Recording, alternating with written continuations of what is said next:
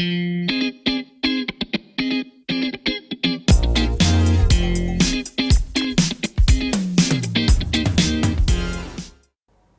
are watching Notepad. I'm your host Ibrahim Sani. Today joining me is Canon Marketing Malaysia Group President and CEO Andrew Koh, here to discuss the company's ongoings and of course their latest launch of the Canon 1D.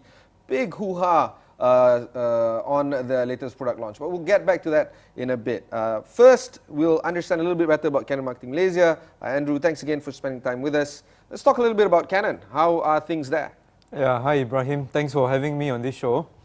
So we just launched the Canon EOS-1D X Mark III last month. Yeah, I know. And Brilliant launch. Yeah. Many people were waiting for this. In fact, this camera features 100 over improvements over the predecessor, which was the Canon EOS-1D X Mark II. And this is launched just in time for the biggest sporting spectacle in the world, which is the Olympic Games, which happens once every 4 years, and is happening again this year. So this camera is perfectly timed for this event. It costs more than a car, that's the thing. So, you know. It's the top of the class flagship model, so yeah. Okay, well, let's talk about the target segment that you're going after, right? Because this is clearly not for the pedestrian user, this is for more professional users.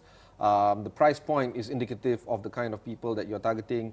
What do you think is going to be the sales like for this kind of product segment? Obviously, there are people who will require it for their jobs. For example, if for sports photographers or sports journalists, and even for those who are shooting wildlife, bird photography, it's useful to have when you need to shoot 20 frames per second to capture fast-moving images.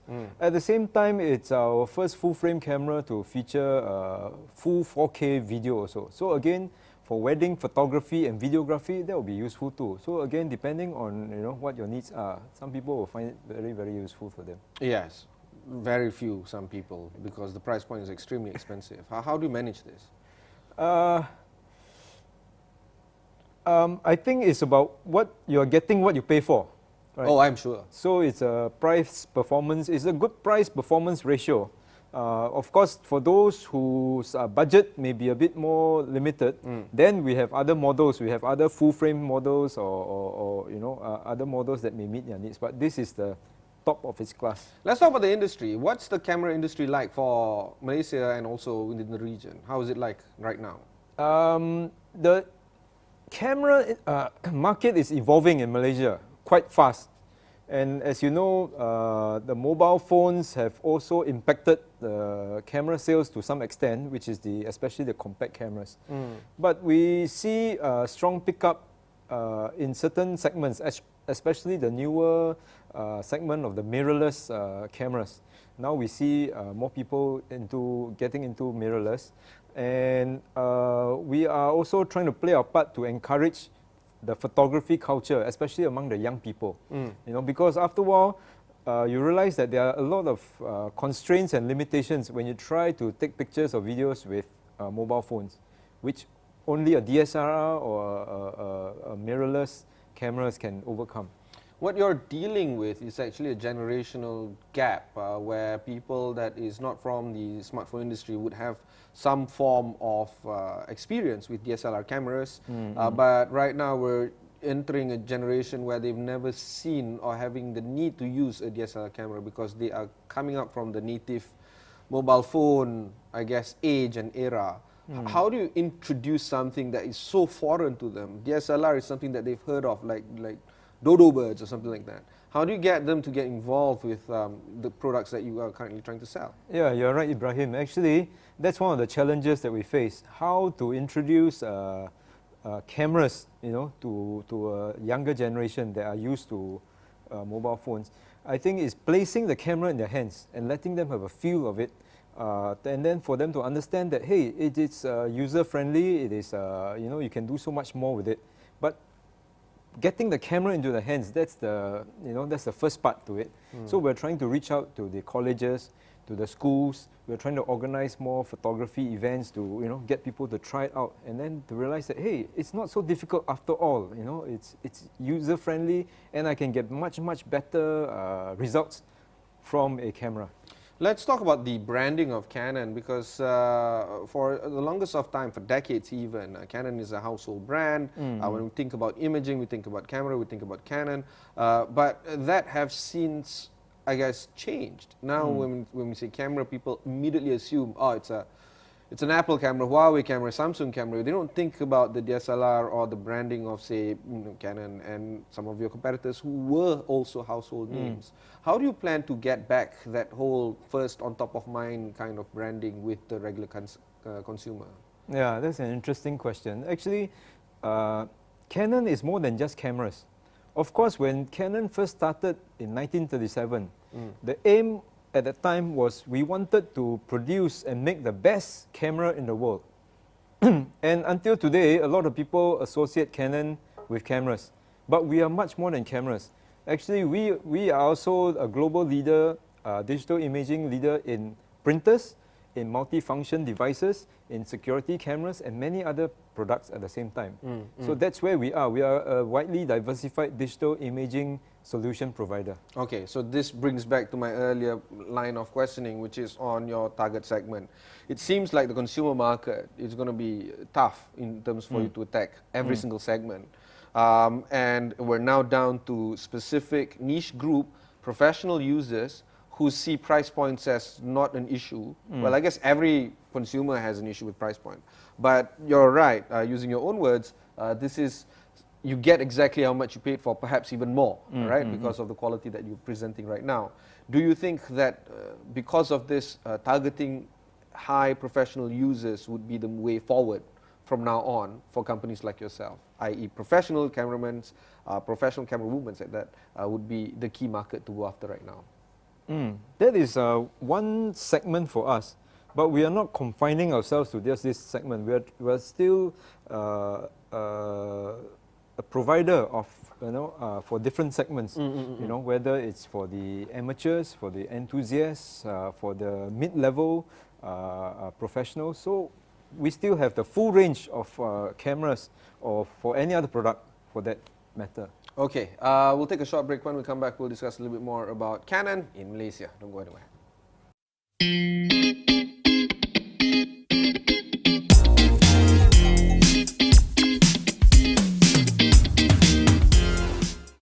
You're watching Notepad. Joining me is, of course, Canon Marketing Malaysia President and CEO Andrew Koh. Andrew, we've talked a bit about the landscape of the business. I just want to talk about sustainability as well. Despite us trying to be more green as possible, less paper as possible, I literally have to print 2 pieces of paper before we started this interview. Literally, it's not even a joke. And that's the nature, right? Before I have to print hundreds of papers, now I still print. Print is still there. There's still an effect of how we change our behavior. Of course, we're trying to reduce it. How has Canon been trying to reduce your own carbon footprint into the market? How do you encourage your customers to be a little bit more environmentally friendly? Actually, sustainability is one of the big trends now in the business. Besides, of course, we are dealing with changes like Internet of Things or artificial intelligence. Sustainability is also one big issue for us. And as Canon, we take a very serious view of it. So what we try to do, we are doing our part to play our part in the sustainability process. For example, our products are made. A lot of products are made with from 100% recyclable plastics. Our multi-function device comes with energy-saving features.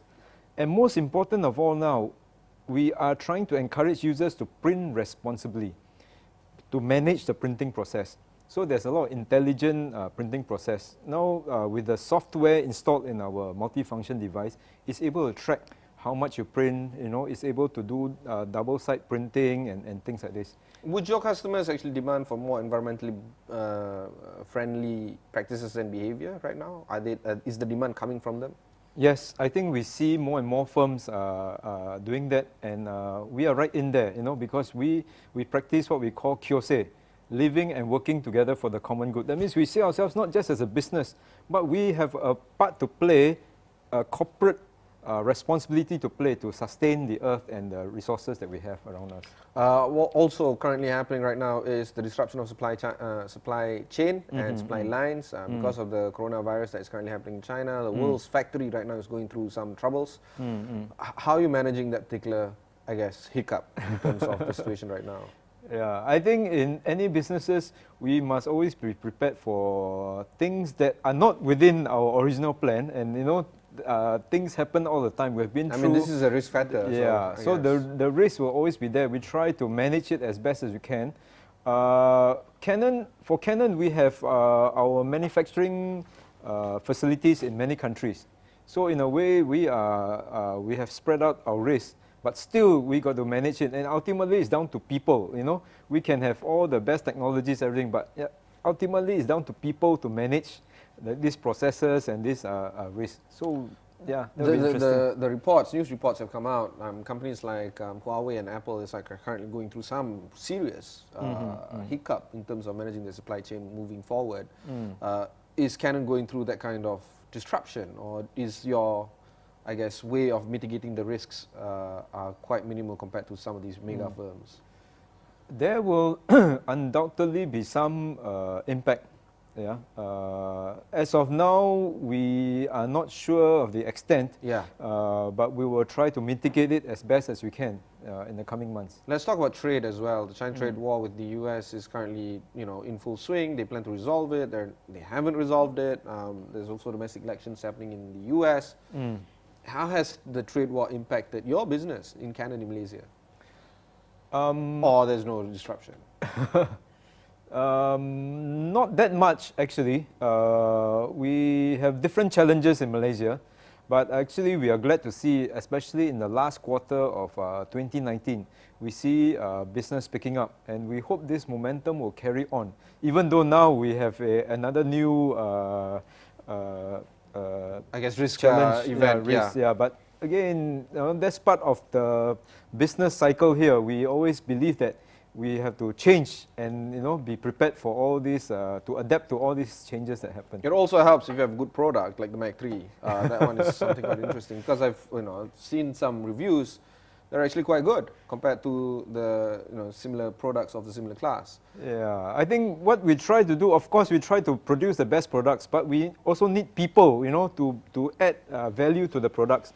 And we are able to produce good products with a lot of features, because Canon devotes about 8% of our total revenue to R&D every year. That's a lot. Yeah. To put in comparison, Apple spends 4%, Huawei spends 7%. Yeah. That's a lot. And the result of this is that every year, the last many years, we have been consistently in the top 3 in terms of number of patents awarded by the US Patents and Trademark Office.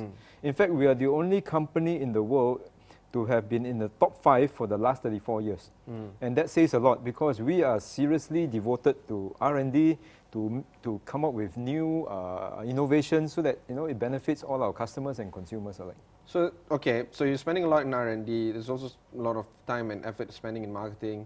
Seems like Canon is really trying to push forward for 2020. What's the immediate plans for Canon Marketing Malaysia, at least for 2020? We are moving away from being just an equipment company. Of course, we make the best cameras, we make good printers, we make good multi-function device, but we want to position ourselves as a one-stop solution provider. That means whatever your needs are, whether it's in the area of security, whether it's in the area of document management, whether it's in the area of videography, we can help you. More than just a product, but the services and the solutions that come with it. So it seems like you're also into, in a way, consulting as well, to improve your clients' That's problems. part of the transition process that we are going through. Yeah. All right. I wish you all the best for this particular year, and we'll definitely have a tryout on the Mark III very shortly. Sure. But that was my conversation with Andrew Koh, the President and CEO of Canon Marketing Malaysia. Remember, if you've missed any part of this interview, just head on to AstroAwani.com, look for Notepad. Plenty of interviews like this can be found there. You can also download this interview and watch it on your phone. Just download the AstroAwani app. And you can also listen to this interview on your podcast. Find AstroAwani wherever you get the podcasts. Until then, thanks very much for watching, and goodbye.